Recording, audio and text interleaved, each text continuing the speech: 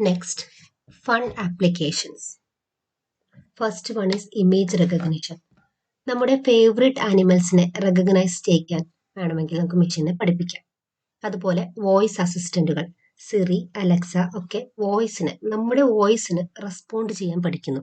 അതുപോലെ തന്നെ games, കമ്പ്യൂട്ടേഴ്സിന് even ഹ്യൂമൻസിനെ beat ചെയ്യാവുന്ന രീതിയിലുള്ള പ്ലെയേഴ്സായി മാറാൻ സാധിക്കും ഗെയിംസിലെ കോമൺ റൂൾസ് പഠിച്ചു വെച്ചിട്ട്.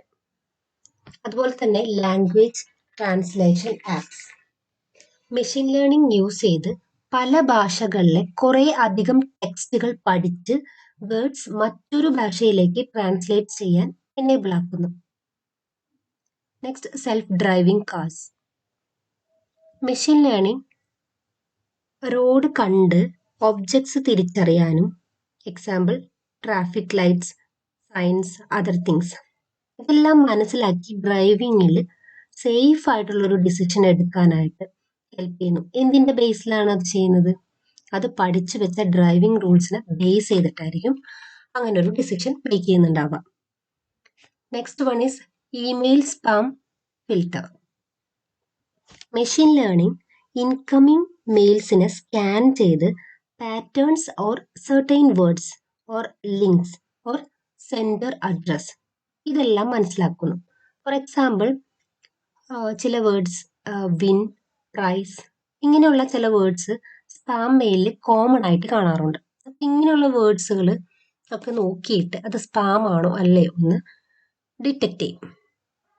Okay, next topic is key features of machine learning.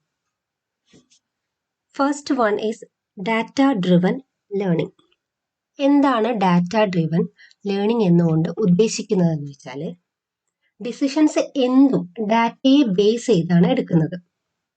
Four example, ഒരു കമ്പനി സെയിൽസ് സ്ട്രാറ്റജീസ് എടുക്കാനായിട്ട് പ്രീവിയസ് സെയിൽസ് ഡാറ്റേനെ ആയിരിക്കും യൂസ് ചെയ്ത് പ്ലാൻ ചെയ്യുന്നുണ്ടാവുക.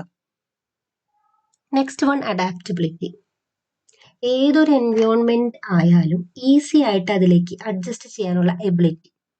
ഫോർ എക്സാമ്പിൾ, ഇപ്പം ക്ലൈമറ്റ്സ്, പല പല ക്ലൈമറ്റ്സ് വരുമ്പോഴും നമ്മൾ മനുഷ്യർക്ക് അത് അഡ്ജസ്റ്റ് ചെയ്യാൻ പറ്റുന്നത് പോലെ.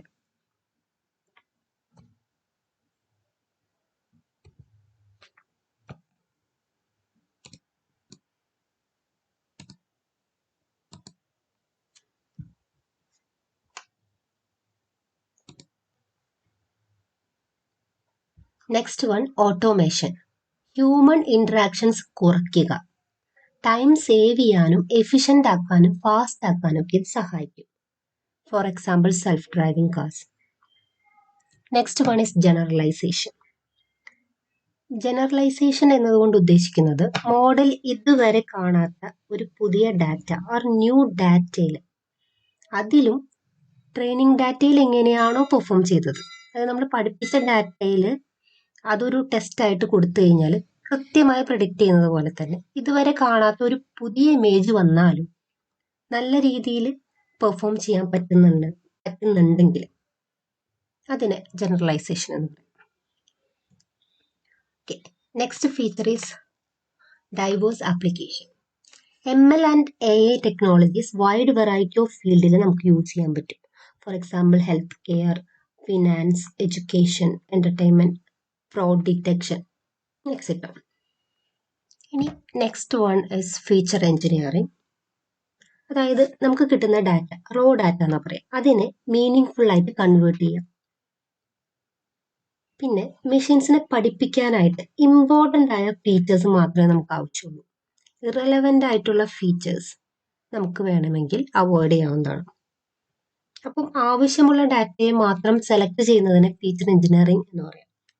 ഫോർ എക്സാമ്പിൾ, ഇപ്പോൾ ഹേർട്ട് ഡിസീസ് പ്രഡിക്ഷൻ ആണ് നമ്മൾ ചെയ്യുന്നതെങ്കിൽ ഒരു വ്യക്തിക്ക് ഹേർട്ട് ഡിസീസ് ഉണ്ടോ ഇല്ലയോ എന്ന് പ്രഡിക്റ്റ് ചെയ്യാൻ വേണ്ടിയിട്ട് അയാളുടെ പ്ലേസ് അല്ലെങ്കിൽ കൺട്രി ബാധിക്കുന്നില്ല, ആ ഒരു പ്രഡിക്ഷനെ ബാധിക്കുന്നില്ല. അതുകൊണ്ട് തന്നെ ആ ഫീച്ചറിനെ വേണമെങ്കിൽ നമുക്ക് അവോയ്ഡ് ചെയ്യാം.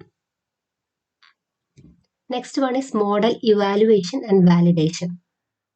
മോഡൽ ആക്യുറേറ്റ് ആണോ എന്ന് ചെക്ക് ചെയ്യാൻ പലതരത്തിലുള്ള മെഷേഴ്സ്